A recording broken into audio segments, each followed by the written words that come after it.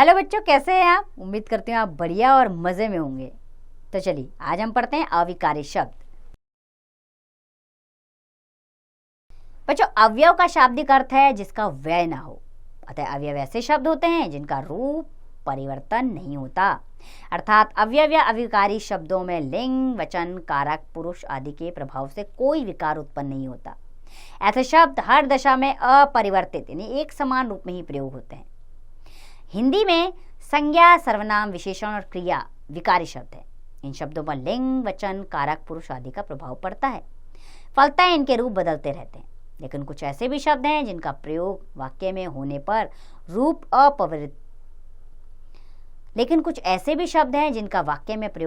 रूप अपरिवर्तित रहता है। ऐसे शब्दों को अवयव या अविकारी शब्द कहते हैं।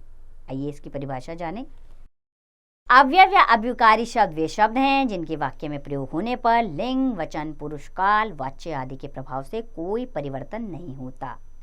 बच्चों, अवयव के 4 प्रकार होते हैं: क्रिया विशेषण, संबंध बोधक, समुच्चय बोधक और विस्मयादि बोधक। तो पहले हम जानेंगे क्रिया विशेषण के विषय में। अब कुछ वाक्य पढ़ते हैं, उनको ध्यान से सुनिएगा। जैसे थोड़ा खा लो, मैं उधर जा रहा हूं, वह बाहर बैठा है, वह दिन भर खेलता है। तो इन वाक्यों में थोड़ा, उधर, दिन भर तथा बाहर शब्द क्रमशः खा लो, जा रहा हूं, बैठा और खेलता रहा क्रियाओं की विशेषता बतला रहे हैं। ऐसे शब्दों को क्रिया विशेषण कहा जाता है। तो चलिए क्रिया विशेषण की परिभाषा जानें। ऐसे अविकारी शब्द जो क्रिया की विशेषता बतलाते हैं उन्हें क्रिया विशेषण कहा जाता है। क्रिया से पहले कैसे, कहाँ, कब तथा कितना या कितनी प्रश्न लगाने से जो उत्तर मिलता है वह क्रिया विशेषण होता है। क्रिया विशेषण के 4 भेद होते हैं: स्थानवाचक क्रिया विशेषण, कालवाचक क्रिया विशेषण, रीतिवाचक क्रिया विशेषण और परिमाणवाचक क्रिया विशेषण। तो सबसे पहले पढ़ते हैं स्थानवाचक क्रिया विशेषण।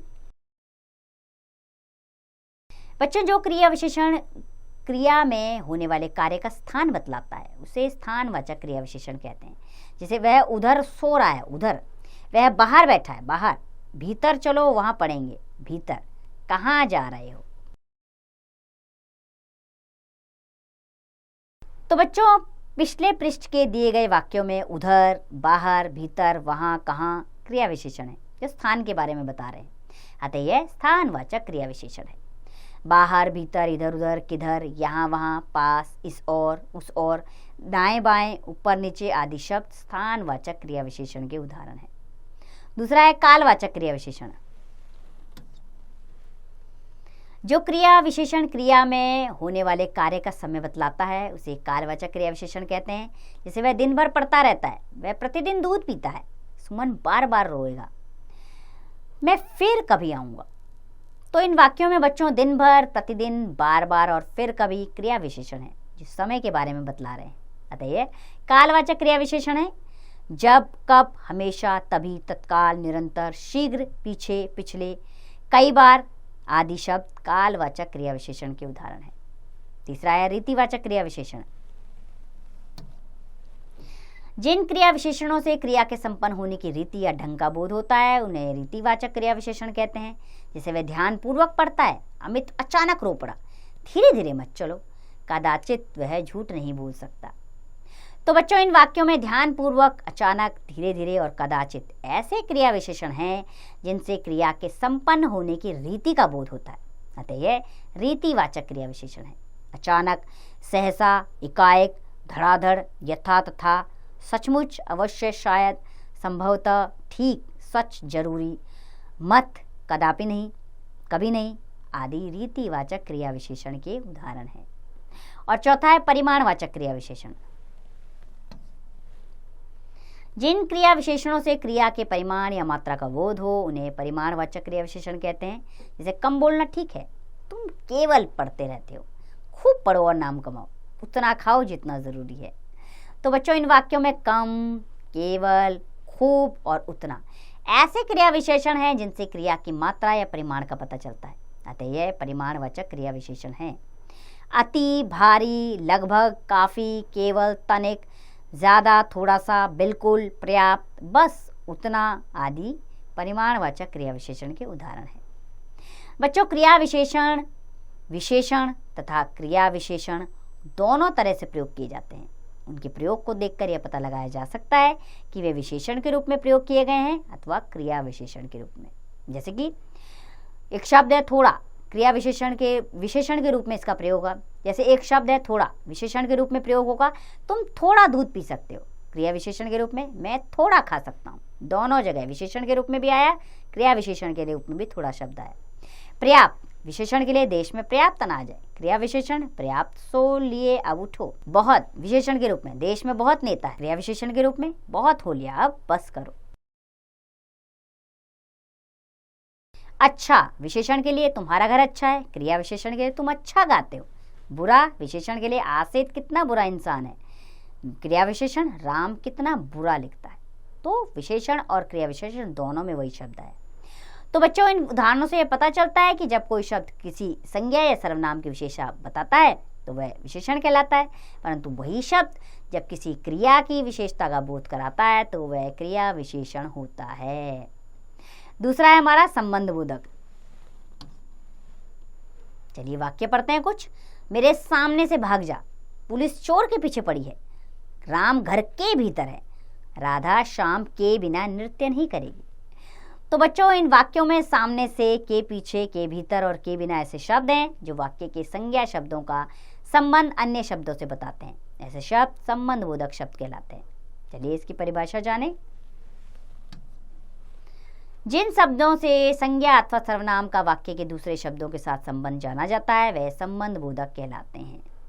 चलिए संबंध बोधक के भी भेद जानें। संबंध बोधक के निम्नलिखित भेद होते हैं। पहला है कालवाचक, इसमें शब्द आते हैं आगे पीछे, पूर्व पश्चात, लगभग आदि। दूसरा स्थानवाचक, शब्द हैं आगे पीछे, नीचे, तले, सामने, पास आदि। तीसरा है दिशावाचक, इसमें शब्द आते हैं प्रति, और, तरफ, पार, आसपास आदि। चौथा है साधनवाचक, इसमें शब्द आते हैं जरिए, द्वारा, मार्फत, सहारे, हाथ आदि। पांचवा है हेतुवाचक, इसमें आते हैं शब्द लिए, वास्ते, खातिर, कारण, हेतु आदि। छठा है विषयवाचक, इसमें शब्द आते हैं विषय, बनिस्बत, भरोसे, बाबत आदि। सातवां है व्यक्तिरेक वाचक, इसमें शब्द आते हैं सिवा, अलावा, बिना, अतिरिक्त आदि। आठवां है विनिमय वाचक, इसमें शब्द आते हैं बदले, पलटे, एवज, जगह आदि। नौवां है विरोधवाचक, इसके शब्द होते हैं अनुस्वार, अनुरूप, समान, तरह, भांति आदि। 10वां है सहचर वाचक, इसमें होते शब्द अपेक्षा, बनिस्बत, आगे, सामने आदि। 11वां है संग्रह वाचक, इसमें शब्द आते हैं लव, तक, भर, पर्यंत, मात्र आदि। 12वां है तुलना वाचक, इसमें शब्द होते हैं अपेक्षा, बनिस्बत, आगे, सामने आदि। और 13वां है कारणवाचक, इसके शब्द होते हैं के कारण, के मारे, के चलते आदि। चलिए संबंध बोधक के संबंध में निम्नलिखित बातें हैं जो ध्यान देने होंगे, उन्हें जान लेते हैं। पहली बात है कुछ संबंध बोधक शब्दों को जोड़ने से पहले संज्ञा आदि शब्दों के साथ विभक्ति चिन्ह लगाना आवश्यक होता है, जैसे घर की ओर, कृष्ण के तुल्य आदि। दूसरा है कुछ संबंध बोधक जोड़ने से पहले संज्ञा आदि शब्दों के साथ विभक्ति चिन्ह लगाना आवश्यक नहीं होता। वे समास किए जाने वाले शब्दों की भांति लग जाते हैं, जैसे रात भर, घर भर, घर तक, कोर्स पर्यंत आदि। और तीसरा है कई संबंध बोधकों से पहले विभक्ति चिन्ह लगाना अथवा ना लगाना वक्ता की इच्छा पर निर्भर करता है, जैसे ज्ञान बिना मुक्ति नहीं मिलती या ज्ञान के बिना मुक्ति नहीं मिलती, या ज्ञान बिना या ज्ञान के बिना। चौथा है कई बार स्थानवाचक तथा कालवाचक क्रिया विशेषणों में संबंध बोधक शब्दों में भ्रम पड़ जाता है। उसके लिए ये याद रखें कि संज्ञा, सर्वनाम आदि के पीछे जुड़ने वाले अवयव संबंध बोधक होते हैं, किंतु क्रिया की विशेषता बताते समय वे क्रिया विशेषण ही रहते हैं। जैसे कृष्ण मकान के भीतर चला गया, यहाँ के भीतर संबंध बोधक है, जबकि कृष्ण उठा और भीतर चला गया, यहाँ भीतर क्रिया विशेषण के रूप में प्रयोग हुआ है। आइए कुछ अन्य उदाहरणों के द्वारा संबंध बोधक और क्रिया विशेषण में अंतर स्पष्ट करें। जैसे राम भीतर गया, क्रिया विशेषण, राम घर के भीतर गया, संबंध बोधक। सुरेंद्र नीचे बैठा है, क्रिया विशेषण, पेड़ के नीचे आराम करो, संबंध बोधक। गीता यहाँ रहती है, क्रिया विशेषण, गीता अपने माँ के यहाँ रहती है, संबंध बोधक। जैसे सामने देखो, क्रिया विशेषण है, घर के सामने उपवन है, संबंध बोधक है। तो बच्चों इन वाक्यों से स्पष्ट है कि जब इनका प्रयोग संज्ञा, सर्वनाम के साथ होता है तब ये संबंध बोधक होते हैं। चलिए अब पढ़ते हैं समुच्चय बोधक। इसके लिए भी हम वाक्यों का सहारा लेते हैं, ध्यान देते हैं इन वाक्यों पर। जैसे पहला वाक्य है सभी जानते हैं कि पृथ्वी सूर्य के चारों ओर घूमती है। अगले वाक्य में सावधानी से साइकिल चलाना अन्यथा गिर पड़ोगे। तीसरा वाक्य विज्ञान अथवा कला में से एक को चुन लो। और चौथा वाक्य राम लक्ष्मण और सीता वन को गए। तो बच्चों, इन वाक्यों में कुछ ऐसे शब्द हैं जो एक से अधिक शब्दों, वाक्यांशों या उपवाक्यों को जोड़ रहे हैं। ये शब्द हैं कि, अन्यथा, अथवा, और। ऐसे शब्दों को व्याकरण में समुच्चय बोधक शब्द कहते हैं। इन्हें योजक यानी कि जोड़ने वाला भी कहा जाता है। अतः जो अविकारी शब्द दो या दो से अधिक शब्दों या वाक्यों को जोड़ने का काम करते हैं उन्हें समुच्चय बोधक या योजक कहते हैं। योजक शब्द कई रूपों में प्रयुक्त होते हैं। आइए कुछ वाक्यों द्वारा योजकों के रूपों पर ध्यान देते हैं। पहला है चाहे जितना खाओ परंतु बिखोरो नहीं। ये विरोधादर्शक है। दूसरा है तुम पर विश्वास नहीं करूंगा क्योंकि तुम धोखेबाज हो। कारणवाचक है। तीसरा है राम और लक्ष्मण 14 वर्ष में वनवास में रहे। ये संयोजक है, जोड़ने वाला। दैत्य अर्थात राक्षस तुम्हें अवश्य मार देंगे। ये स्वरूपवाचक है। पढ़ो या लेट जाओ विभाजक है, अथवा यानी कि पढ़ो या लेट जाओ अथवा विभाजक, उनको अलग करने का। मैं स्कूल नहीं गया अतः जुर्माना देना पड़ेगा, ये भी विभाजक है। आइए समुच्चय बोधक के भेद जाने। इसके दो भेद हैं, समानाधिकरण समुच्चय बोधक तथा व्यधिकरण समुच्चय बोधक। पहला है समानाधिकरण समुच्चय बोधक। बच्चों, जो समुच्चय बोधक समान स्थिति वाले अर्थात स्वतंत्र शब्दों, पदों, वाक्यांशों या उपवाक्यों को समानता के आधार पर एक दूसरे से जोड़ते हैं उन्हें समानाधिकरण समुच्चय बोधक कहा जाता है। जैसे और, एवं तथा परंतु, मगर आदि। समानाधिकरण समुच्चय बोधक के भी 4 उपभेद होते हैं। पहला है संयोजक। दो पदों, वाक्यांशों या वाक्यों को जोड़ने के लिए प्रयोग किए जाने वाले समुच्चय बोधक शब्द संयोजक कहलाते हैं। जैसे और, तथा, एवं, अथवा, वो आदि। दूसरा है विभाजक। भेद प्रकट करते हुए जिनमें एक के ग्रहण और दूसरे के त्याग का बोध हो उसे विभाजक कहते हैं। जैसे या, अथवा, की, ना की, नहीं तो, ना, चाहे चाहे आदि। और तीसरा है विरोध दर्शक। ऐसे समुच्चय बोधक शब्द जो दो उपवाक्यों या का विरोध बतलाते हुए जोड़ते हैं विरोध दर्शक शब्द कहलाते हैं। जैसे बल्कि, मगर, किंतु, परंतु, लेकिन आदि। और चौथा है परिमाण दर्शक। वे समुच्चय बोधक शब्द जो उपवाक्यों को इस प्रकार जोड़ते हैं कि दूसरा उपवाक्य पहले उपवाक्य के परिमाण का बोध कराए परिमाण दर्शक कहलाते हैं, शब्द कहलाते हैं। जैसे इसलिए, अतः, अतएव आदि। दूसरा है समुच्चय बोधक व्यधिकरण समुच्चय बोधक। जो समुच्चय बोधक प्रधान तथा आश्रित उपवाक्यों का जोड़ने का काम करते हैं वे व्यधिकरण समुच्चय बोधक कहे जाते हैं।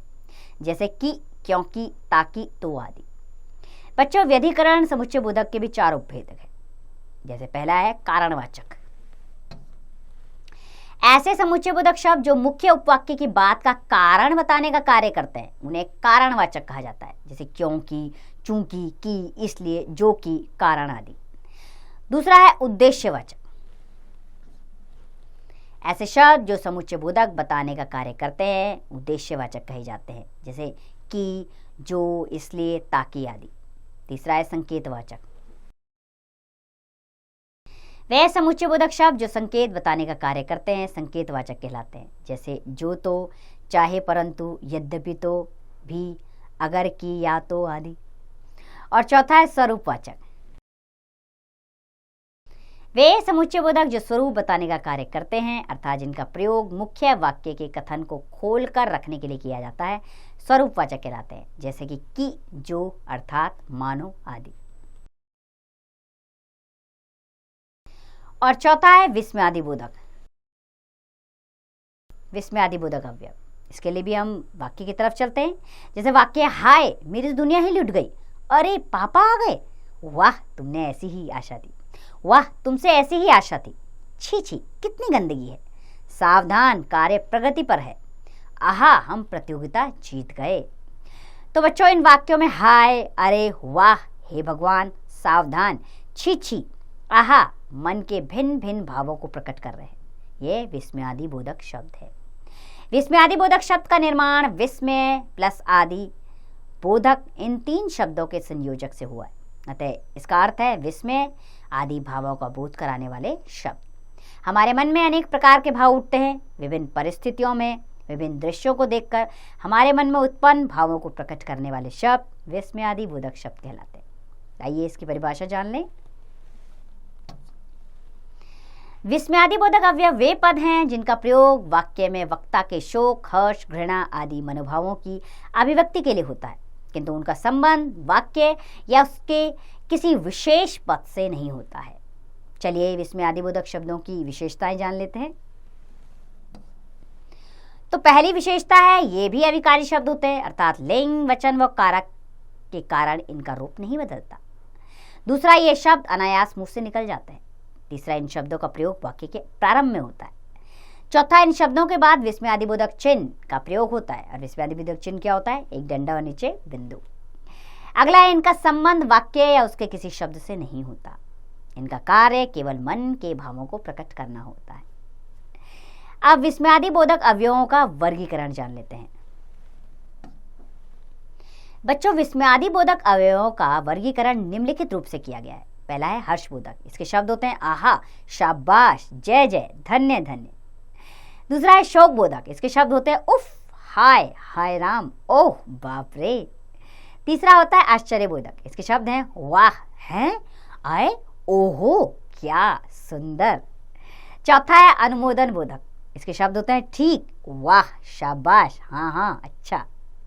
पांचवा है तिरस्कार बोधक। इसके शब्द होते हैं छी, हट, अरे, धिक, दूर, चुप। और छठा है स्वीकार बोधक शब्द। इसके शब्द होते हैं हाँ, जी हाँ, अच्छा, जी, ठीक, बहुत अच्छा। और सातवां होता है संबंध बोधक। इसके शब्द होते हैं अरे, रे, लो, हे, अहो, अजी, जी। आइए पाठ से संबंधित महत्वपूर्ण बिंदु जान लेते हैं। क्रिया विशेषण के 4 भेद हैं: कालवाचक, स्थानवाचक, समुच्चय बोधक और विस्मयादि बोधक। परिमाण का अर्थ है मात्रा। जिस शब्द से क्रिया के परिमाण का बोध हो उसे परिमाणवाचक क्रिया विशेषण कहते हैं। वे अवयव शब्द जो प्रधान वाक्यों से एक या अधिक आश्रित उपवाक्यों को जोड़ते हैं व्यधिकरण समुच्चय बोधक अवयव कहलाते हैं। संबंध बोधक अवयव संज्ञा या सर्वनाम का संबंध अन्य शब्दों के साथ बताते हैं। जिन शब्दों के द्वारा हर्ष, शोक, विस्मय, दुख, ग्लानि, लज्जा, क्रोध, घृणा आदि भाव प्रकट होते हैं उन्हें विस्मयादि बोधक अवयव कहते हैं। तो उम्मीद करती हूँ बच्चों अवयव आपको अच्छे से समझ आ गए होंगे, इसके भेद भी आप जान गए हैं। चारों भेदों का आपने बहुत अच्छे से अभ्यास करना है और इसका अभ्यास कार्य आप स्वयं कीजिए।